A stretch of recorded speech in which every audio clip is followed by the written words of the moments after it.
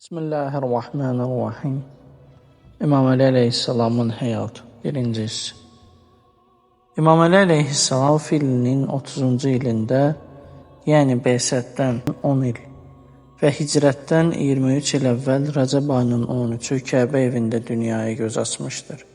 Atası Əbu Talib və anası Əsəd qızı Fatimədir. Hicri 40-cı il Ramazan ayının 21-də Kufə şəhərində haqqa qovuşmuşdur. Müqəddəs məzarı Nəcəf şəhərindədir.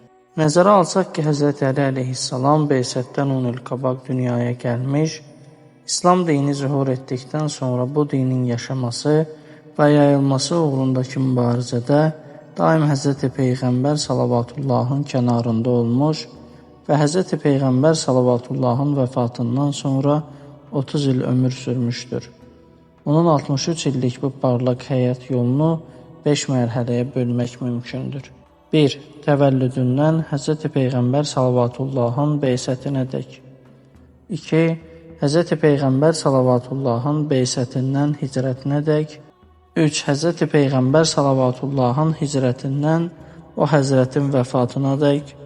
4. Hz. Peyğəmbər salavatullahın vəfatından öz xəlifəliyinədək. 5. Xəlifəlik dövründən şəhadətinədək.